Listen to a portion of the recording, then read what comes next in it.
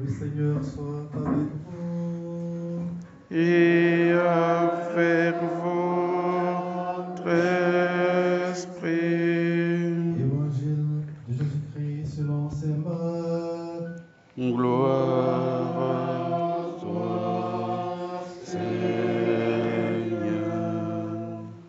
En ce temps-là, Jésus parlait à ses disciples de sa venue. En ces jours-là, après une grande détresse, le soleil s'obscurcira et la lune ne donnera plus sa clarté. Les étoiles tomberont du ciel et les puissances célestes seront ébranlées. Alors, on verra le Fils de l'homme venir dans les nuées avec grande puissance et avec gloire. Il enverra les anges pour rassembler les élus des 4 coins du monde, depuis l'extrémité de la terre jusqu'à l'extrémité du ciel. Laissez-vous instruire par la comparaison du figuier. Dès que ses branches deviennent tendres et que sortent les feuilles, vous savez que l'été est proche. De même, vous aussi, lorsque vous verrez arriver cela, sachez que le Fils de l'homme est proche à votre porte. Amen, je vous le dis, cette génération ne passera pas avant que tout cela arrive. Le ciel et la terre passeront, mes paroles ne passeront pas. Quant à ce jour et à cette heure-là, nul ne le connaît, pas même les anges dans le ciel, pas même le Fils, mais seulement le Père.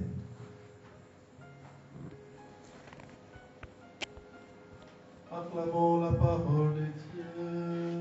Alléluia, Alléluia, Alléluia, Alléluia, Alléluia,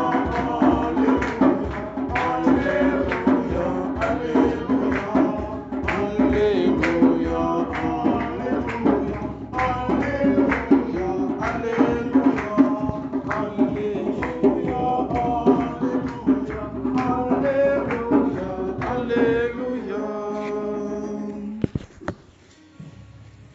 Frères et sœurs, nous sommes donc en ce 33e dimanche du temps ordinaire, année B. Nous venons d'écouter les textes qui annoncent la fin. Déjà, la première lecture nous invite déjà à cela, à avoir un regard eschatologique sur ce qui va arriver. Et il y a certains qui se lèveront. Il y a certains dont les noms sont inscrits dans le livre. Et beaucoup de gens qui dormaient dans la poussière, c'est-à-dire qui étaient morts, s'éveilleront les uns pour la vie éternelle, les autres pour la honte et la déchéance éternelle. Nous avons vu au cours de cette mini-retraite que nos œuvres nous accompagnent. Il appartient à l'homme de mourir une seule fois, après quoi vient le jugement. Et le jugement est lié aux œuvres qui nous accompagnent, qui nous précèdent. Lorsque nous quittons, et ce que j'appelais le jugement particulier. Nos œuvres nous conduisent là où on doit partir. Et ça, il n'y a pas de discussion. Voilà. Donc, si nous avons fait des bonnes œuvres, elles nous conduisent vers le ciel. Si on n'a pas d'œuvres du tout, c'est-à-dire que les œuvres qui n'ont pas concouru à notre salut, à la gloire de Dieu dans notre vie, cela nous conduit en enfer, évidemment. Et dans l'évangile, c'est pareil. Et dans l'évangile, nous avons un tableau qui est assez clair et qui peut nous aider à prendre conscience, peut-être aujourd'hui et de manière définitive, d'une chose, ou de deux choses si vous voulez. La première, on nous décrit une grande détresse. Le soleil s'obscurcira, la lune ne donnera plus sa clarté, les étoiles tomberont du ciel et les puissances célestes seront ébranlées. Donc on annonce la fin du monde visible. La déchéance du monde visible. Ça veut dire quoi, frère? Ça veut dire que le monde que nous voyons va se terminer. Comme ce monde a eu un commencement, il aura une fin. Donc ce n'est pas la peine de s'accrocher à la terre. Ce n'est pas la peine de s'accrocher à notre monde, au matériel. Parce que tout le matériel que nous connaissons, que nous avons vu, que nous avons touché, va terminer, va finir. Il faudrait qu'on prenne conscience aujourd'hui, de manière définitive, que tout ça va passer. Ça, c'est le premier élément du tableau dont nous présente l'évangile. Par contre, il y a un autre tableau, en fait, un autre aspect du tableau, c'est quelque chose qui ne passe pas. Et cette chose qui ne passe pas, qu'est-ce que c'est? Le ciel et la terre passeront. On vient de le dire, hein, le soleil va s'obscurcir, la lune va perdre sa clarté, les étoiles vont tomber, les puissances célestes seront ébranlées. Le ciel et la terre passeront, mais mes paroles ne passeront pas. Ah. Ça veut dire que, frères et sœurs, si nous avons à investir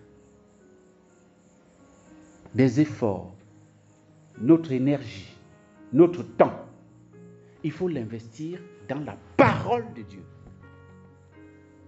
Parce qu'elle ne passe pas.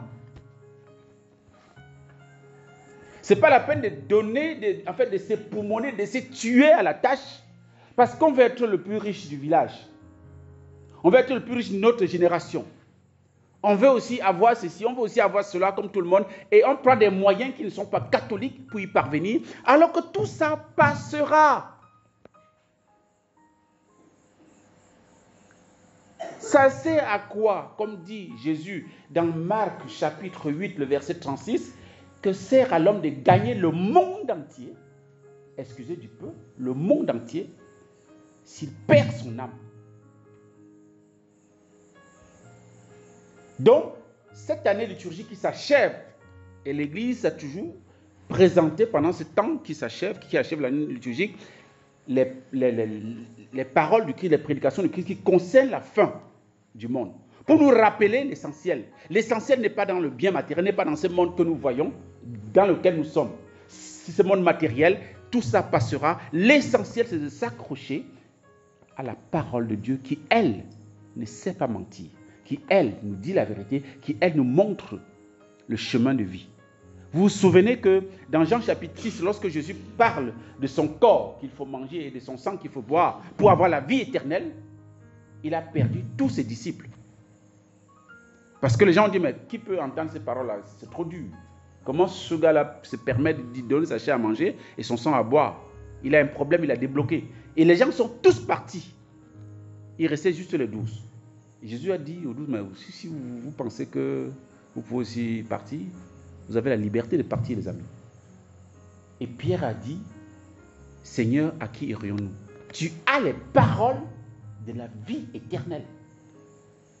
Tu as les paroles de la vie éternelle. Et Jésus de renchérir, effectivement, les paroles que je vous dis là ne sont pas de chair. Elles sont esprit et elles sont vie. Accrochons-nous à la parole de Dieu, frères et sœurs. Laissons nos petits projets bizarres qui ne vont jamais loin. Si tu veux avoir une maison et depuis 10 ans, tu veux avoir la maison, ça n'arrive pas. Ce n'est pas la fin du monde. Ce n'est pas une raison pour que tu boudes le Seigneur. Ce n'est pas une raison pour que tu dises que ah, mais vraiment, machin, les autres ont réussi, mais moi là, je souffre. Et puis quoi encore? Puis quoi encore? Vérifie si toi, dans ta relation avec le Seigneur, les choses sont intactes. Les choses sont en place. Si ta foi en la parole de Dieu n'a pas bougé, c'est le plus important, frères et sœurs. Parce qu'elle ne passe pas, c'est la vie éternelle. Et la parole de Dieu, en définitive, qu'est-ce que c'est? C'est une personne. Et cette personne s'appelle Jésus-Christ Nazareth.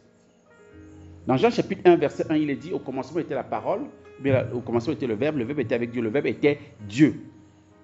Et le Verbe s'est fait chair. Et cette parole qui s'est fait chair, c'est le Christ. C'est Jésus lui-même. Donc, t'accrocher à la parole de Dieu, c'est t'accrocher finalement à la personne du Christ, qui te donne la vie éternelle parce qu'il est la vie éternelle. Amen. Et celui qui le reçoit, hein, Jean chapitre 1, le verset 12, à ceux qui l'ont reçu, il leur a donné le pouvoir de devenir enfants de Dieu. Et ça, vous ne perdez pas ça. Parce que l'enfant de Dieu vit dans l'éternité, va partager, va être co-héritier du Christ pour l'éternité. Et ça ne passera pas.